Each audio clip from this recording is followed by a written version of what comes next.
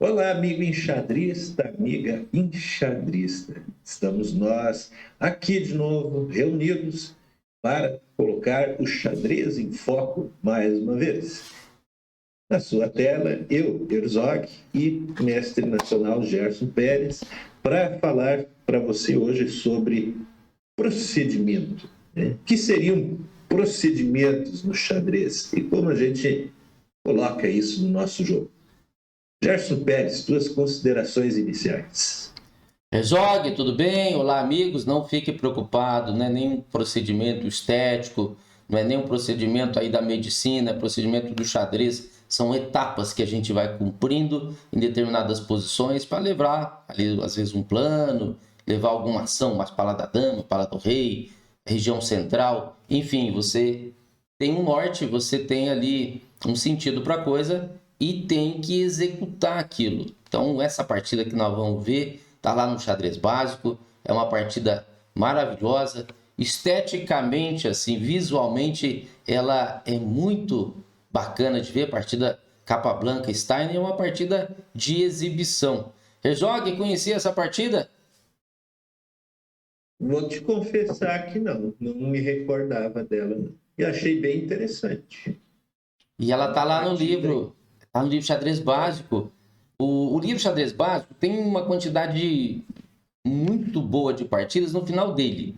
O capítulo 5 são temas posicionais de meio jogo final. Então, o autor ilustra esses temas através das partidas de mestres.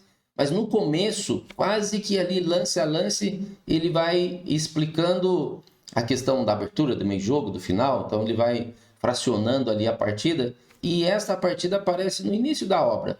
E foi uma partida realmente. As boas línguas dizem que essa partida foi combinada, né? Que era uma partida de exibição, que é uma partida bonita, partida vistosa, né? Pititinha. Então, quer dizer, ela casou ali com.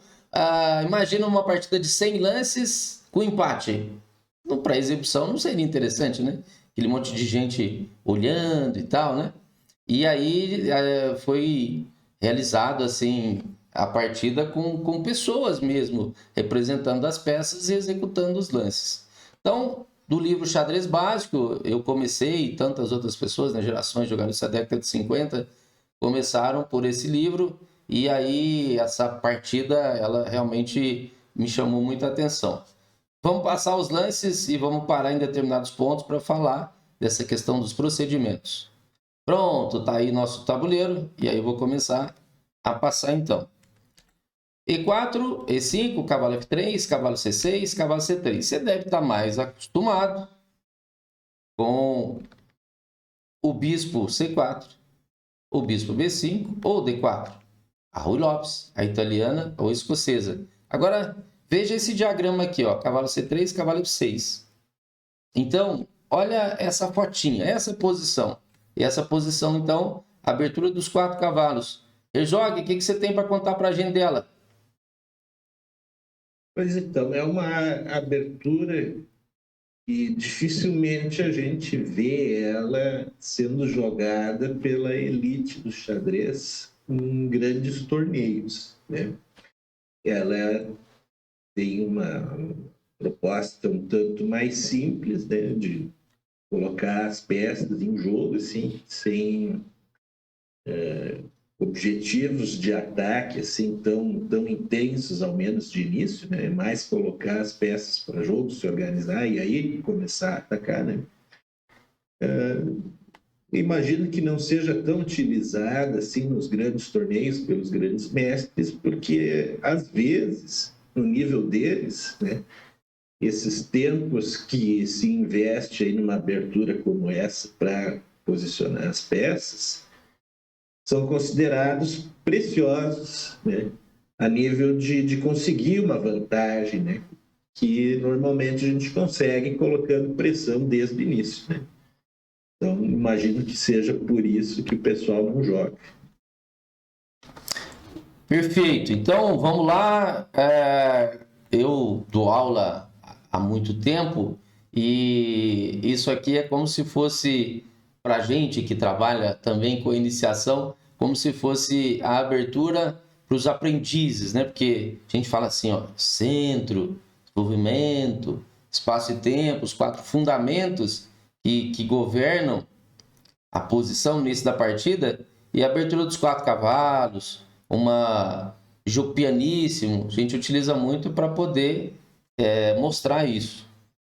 Aí você tem uma sequência agora que o capa faz bispo B5, o Steiner manda bispo B4 e vai tendo uma simetria.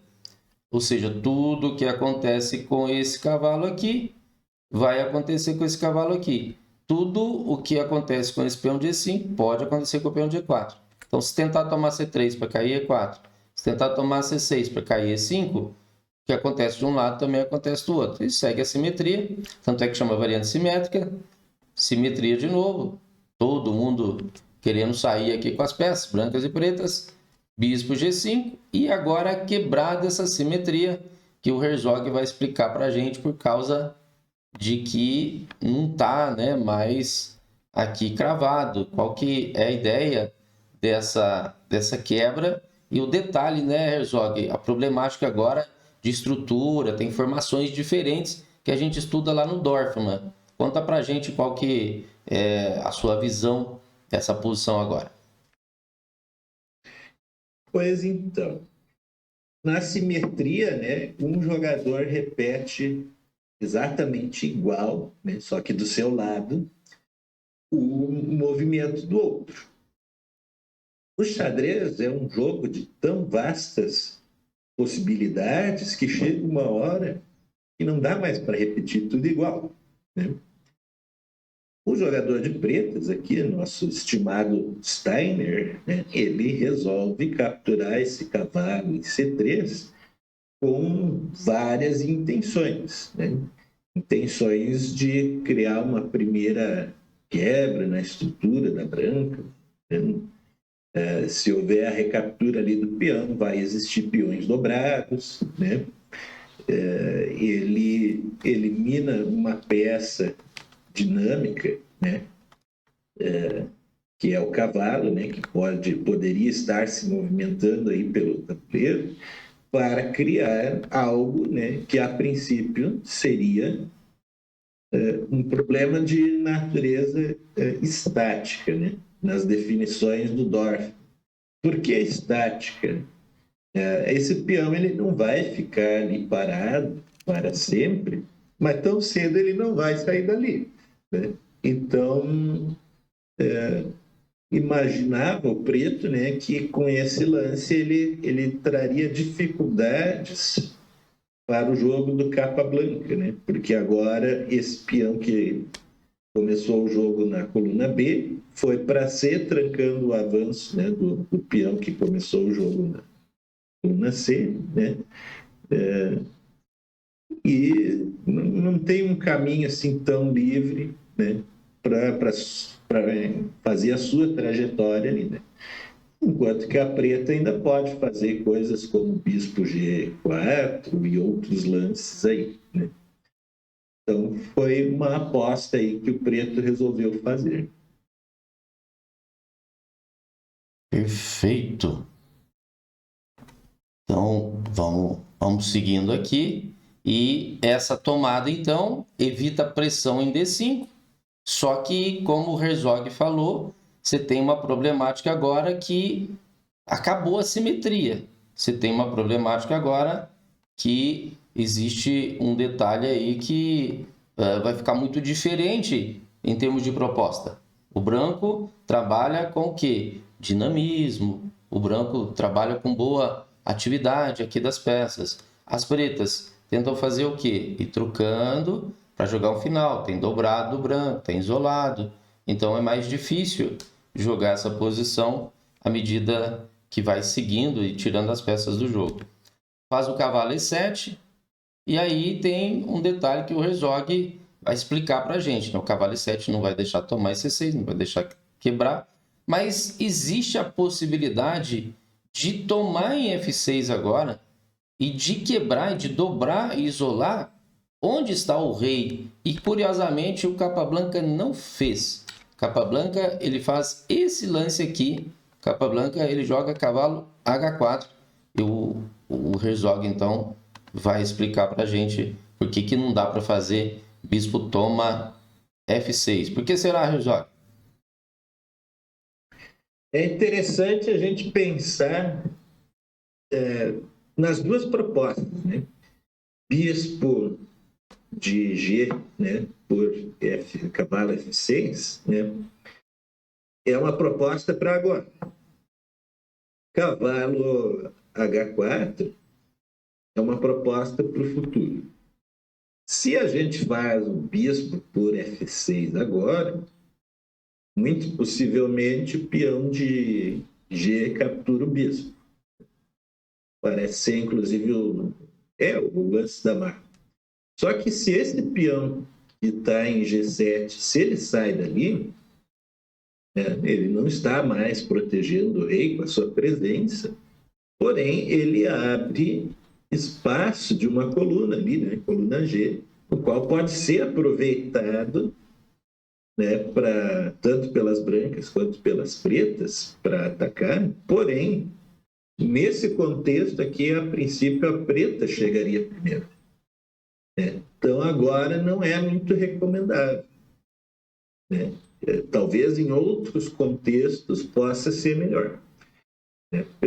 Pensando apenas no bispo por F6. Agora, se você põe o cavalo, o que acontece? Talvez você possa jogar um F4 no futuro, né? E aí isso seria algo que permitiria agregar força, né, a um ataque posteriormente, né, e eliminar algumas possibilidades das pretas. Né? Esse mesmo cavalo, por exemplo, estando ali em H4, né, ele pode se locomover até F5, pensando em bloqueios, por exemplo. Se surgir um medo aí do bispo em G4, por exemplo, né? Enfim, ele aumenta as possibilidades. Né? A gente fala muito aqui nesse projeto do atacar apenas quando temos um bando organizado, né? E a gente fala de agregar muita força, né, ao ataque. Cavalo H4 tem um pouco desses princípios aí envolvidos.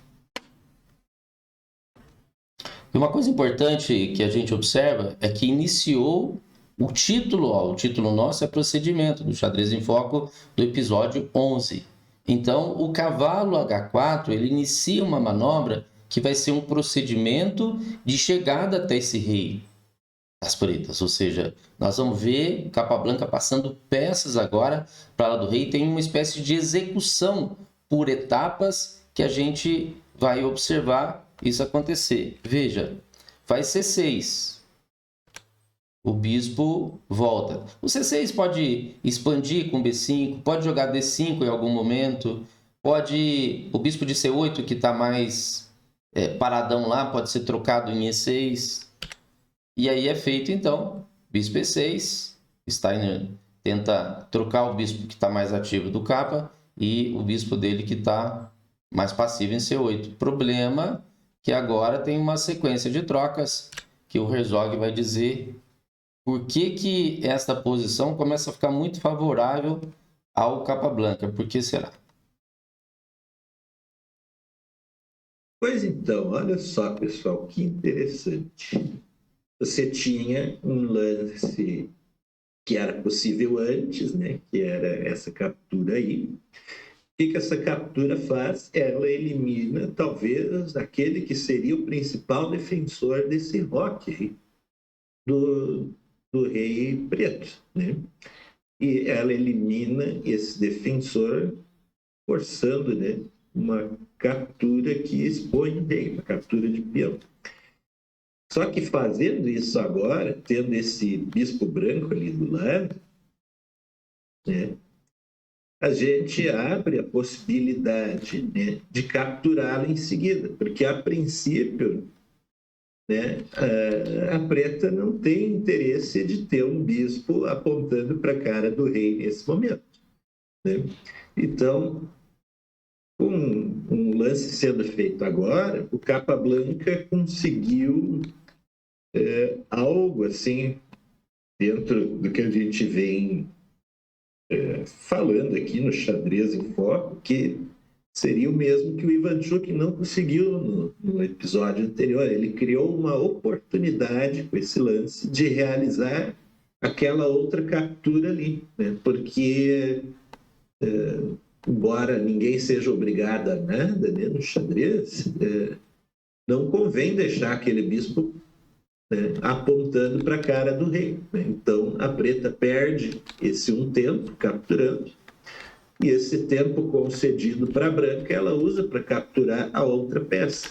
Essa outra peça, caso o lance G por F6 tivesse sido feito antes, aquele bispo de casas brancas,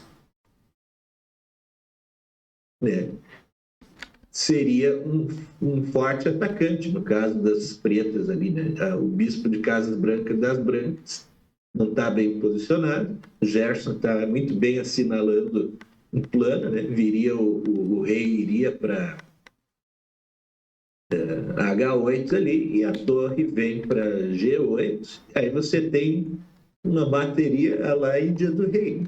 Passa o cavalo ali para G6 e aí a gente pode perguntar para as brancas, né? E aí? Né? Em poucos lances ali, as pretas poderiam rapidamente, né, se organizar e empreender com força nesse canto aí, né? Então, tudo isso foi solucionado de um modo muito perspicaz pelo nosso amigo José Raul. Justo. Então, seguindo aqui o procedimento, vejo o diferencial pelo fato de ele ter jogado o cavalo H4.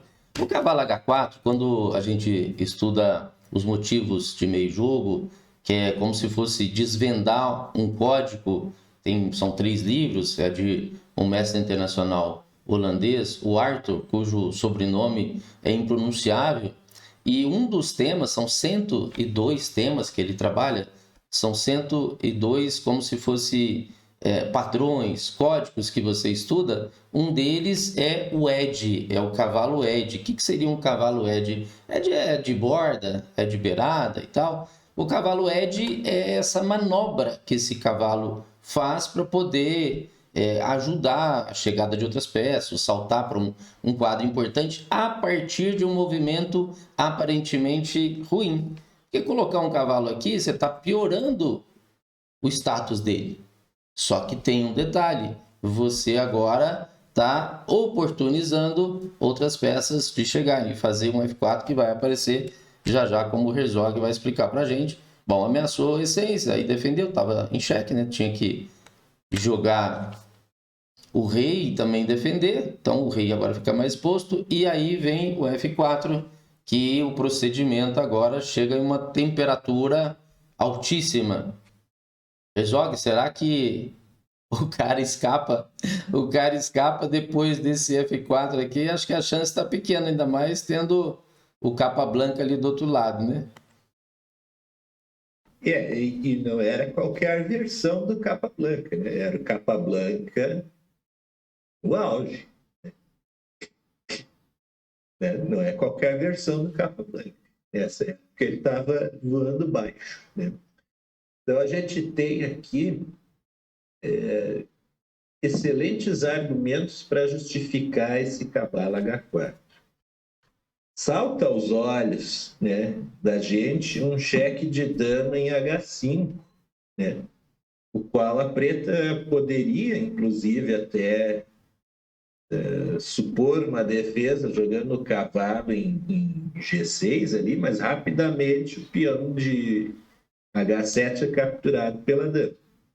E agora, como bem assinalou o professor Gerson, o cavalo, sim, né, contribuiria, o cavalo branco ali na posição, caso viesse essas opções aí de defesa da preta, né? Mas ele está afiançando também, né, todas as intenções, né, que a branca tem ali na coluna F. Então, em algum momento, né, se viesse ali um F5 da preta para defender, né, cavalo dá suporte, né? Inclusive esse peão de F das brancas poderia fazer a captura em seguida, liberando, né, mais um ataque da torre ali para chegar, né? Então é um movimento que ele talvez contrariou coisas que estão ditas lá, né, no próprio xadrez básico, do tipo, né, que um cavalo no canto ele não é tão efetivo, de fato ele não é para atacar, né, porque ele se move para uma quantidade menor de casas, mas nesse exemplo aqui ele está dando base, está dando estrutura, né? Então foi muito inteligente por parte do nosso grande mestre cubano, hein? Bom, e aí então seguiu aqui o torre G8, normal, né? Tem uma coluna que está semi-aberta, ele vai aproveitar essa coluna. E a sequência, a gente vê aqui então, o dama H5, existe a necessidade da volta desse rei para defender o peão de H7, o Herzog já tinha citado esse problema de H7, que é um peão que está isolado. Então aquela torre que tentou ficar ativa já não está dando certo, porque o rei está ali na frente. O peão toma, e agora não dá para tomar o normal, né, que é o peão lateral, tomando um mais central, porque já em seguida tem torre F7, o rei vai para H8, e aí leva um mate bonitão aqui com dama toma, ou até mesmo torre toma. Então ele é obrigado a tomar de D, D tome sim. E agora vem uma pedrada linda que o Herzog vai fazer mais um comentário.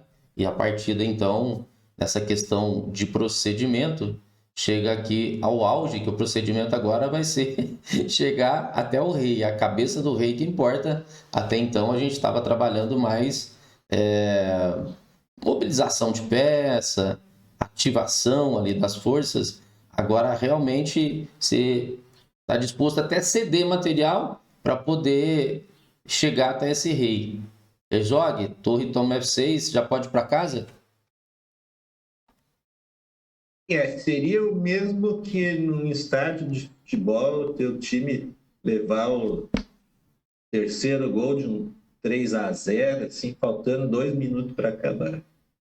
Se quiser voltar para casa, pode voltar. Se quiser acompanhar até o fim, a tendência é uma derrota agora, né? Mas aí vamos pensar por quê. O entorno do rei está totalmente desfavorável para ele, né? Ele não tem para onde se mover a não ser para trás, né?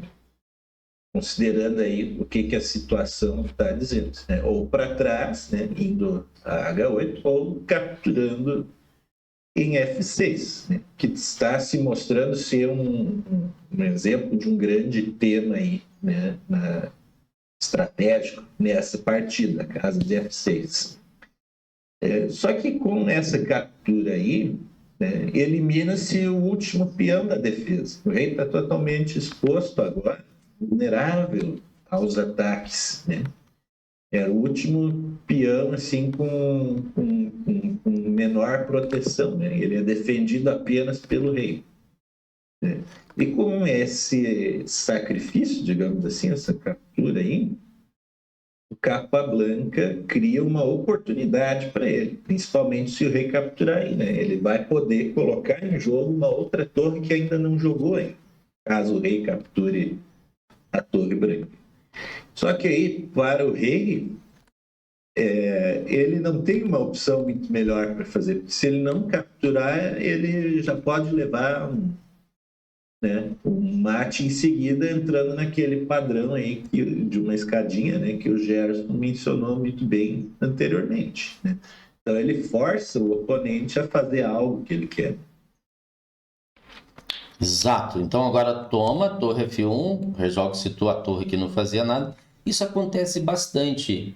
Você faz o sacrifício, legal, você está abrindo a posição do outro. Muito claro porque você faz o sacrifício. Abre linhas, quem está no ataque abre linhas, legal. Mas veja, há uma outra consequência aqui também, na posição, é que a casa boa para essa torre seria F1, ou que seja uma torre em F2 ou F3, dobrar em F, porque isso aqui é uma coluna que está semi-aberta e o rei está ali embaixo, o rei está próximo. Agora, quando eu jogo aqui, então eu acelero esse processo. Eu trago a outra torre agora e ganho tempos. Não pode fazer o rei lá por causa da sequência. Torre F7, rei lá e vai dar mate. Ele vai ter que fazer, vai fazer o cavalo F5. Aí, olha aquele cavalinho em H4 que não fazia nada. Agora ele toma de peão, toma de torre e o rei sai perambulando pelo tabuleiro e você fala assim, bom, mas tem alguma coisa errada aí, professor. Tem uma coisa errada aí, Herzog, professor Gerson e tal, porque tem uma torre a menos. Então, quando você tem desvantagem material, já tem que estar na sua mente como é que você vai arrematar a posição. Porque se você não conseguir abater o rei adversário, ou você recuperar material, eu não consegui dar o mate, mas ele teve que sacrificar a dama, e vai ser dama por 2 torres, e aí a minha dama vai estar ativa, o rei dele vai estar exposto, eu vou conseguir tomar um monte de peões. Quer dizer, se você não tem a questão da recuperação do material ou abater o rei, vai perder.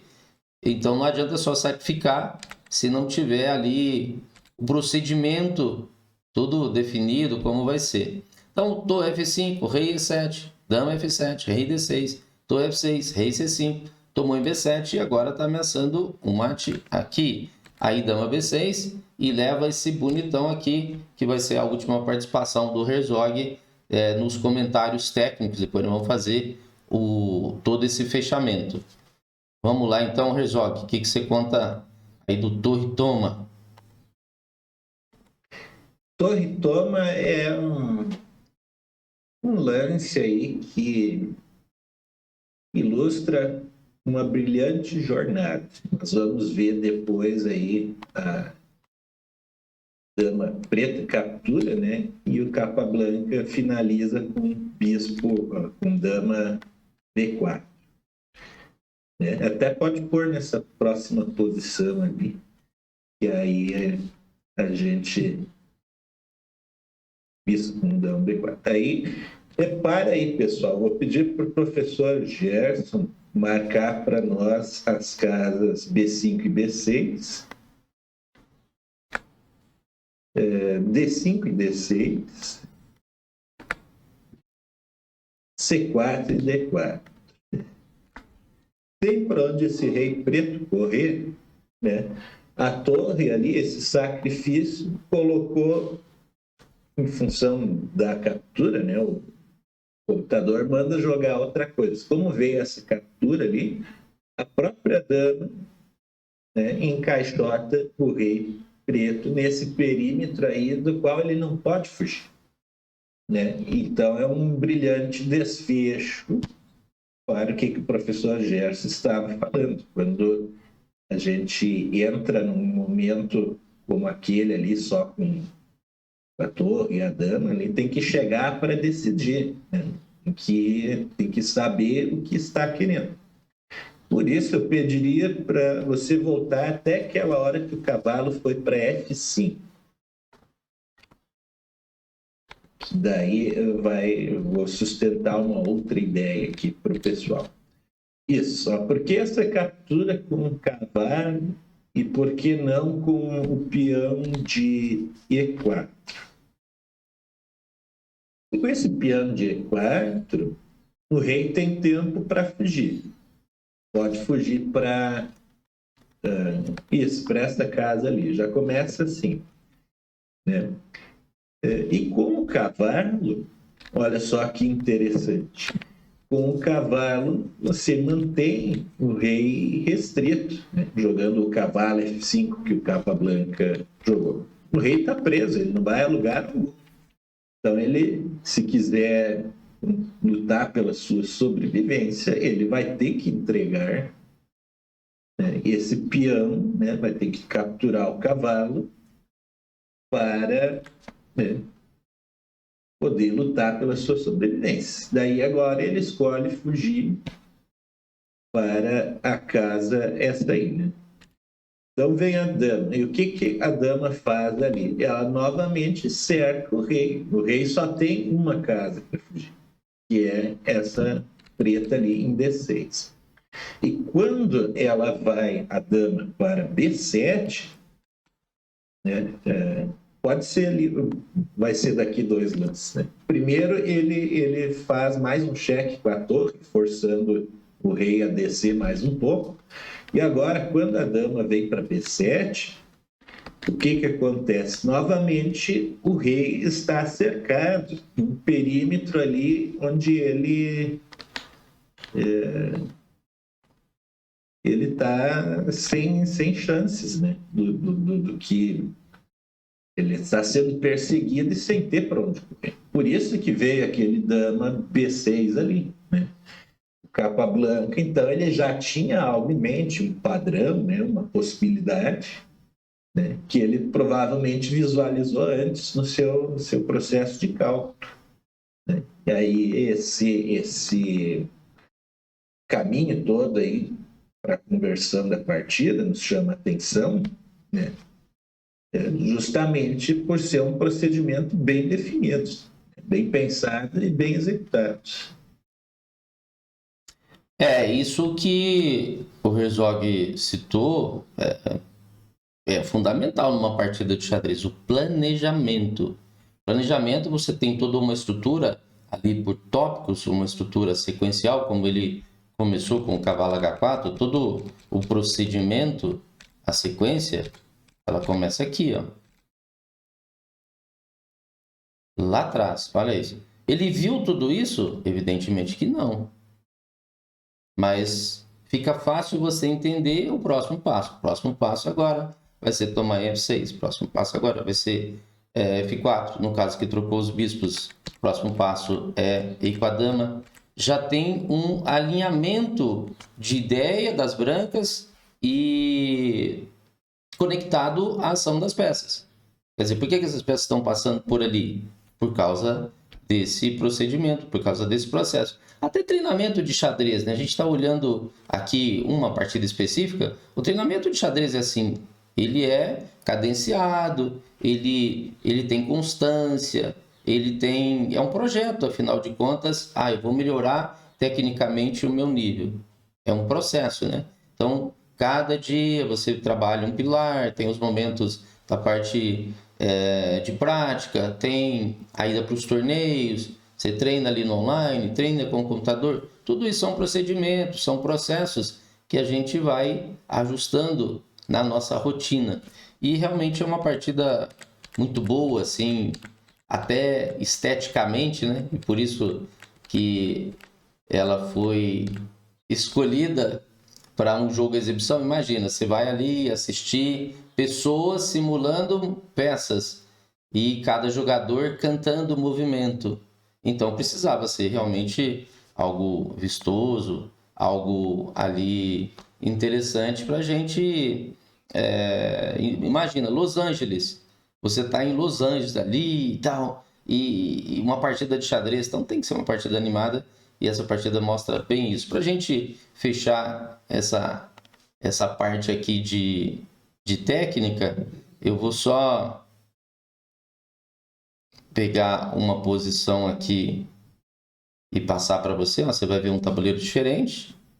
E a gente, então, agora vai mostrar esse procedimento aqui, ó, que é dessa abertura dos 4 cavalos. Agora, eu vou fazer de modo diferente.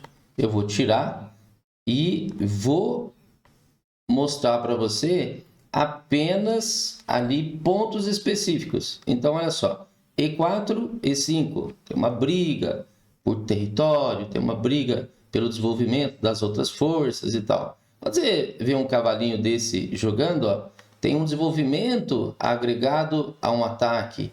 Quando você vê um cavalinho desse sendo jogado, tem um desenvolvimento, uma ação central. Observa como é algo muito bem coordenado das brancas e pretas na questão de ataque e defesa. Ó, um faz um ataque, o outro faz um contra-ataque. Parece algo ali muito bem orquestrado, né? Por isso é uma das aberturas mais antigas do xadrez, essa 4 cavalos, porque é de uma simplicidade e de uma objetividade enorme. Veja, vai ter problema em E4, a gente defende. Olha, agora nós vamos fazer esse bispo G5, mas o que eu preciso fazer antes? Eu preciso rocar. Então, o que eu faço agora? Protejo esse rei. O que o outro faz? Protege também. Olha aqui, que coisa mais harmônica. Olha que facilidade que é de colocar essas forças em jogo. Agora, por exemplo, essa monotonia até, nessa simetria que leva a uma posição extremamente simples, ela é quebrada.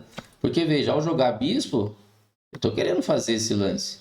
E uma peça que está cravada, porque a dama está aqui, uma peça que está cravada, eu já vou fazer o quê? Eu vou pressionar essa peça. Nós temos peões aqui, né? Aí eu posso passar um cavalo e a dama. Quer dizer, tem problema rápido aqui. O que o cara faz então? Ele toma, né? Esse cavalinho aqui, ele toma. E com isso ele elimina essa possibilidade então desse cavalo aqui. E gera toda a discussão que nós tivemos no início, que o Herzog mostrou, o dobrado, o isolado e a força fenomenal desses bispos. Mas está vendo, é uma abertura extremamente simples, mas que em dado momento é quebrado essa simetria. E aí você passa a ter ações completamente diferentes. É um mindset, é uma mentalidade que é mudada radicalmente, porque de início você pensa em colocar as forças em jogo. Está muito igual para dos dois lados. Está parelho. De repente isso é quebrado. Cada um agora tem planos diferentes. Um quer jogar o final, outro quer jogar o meio jogo.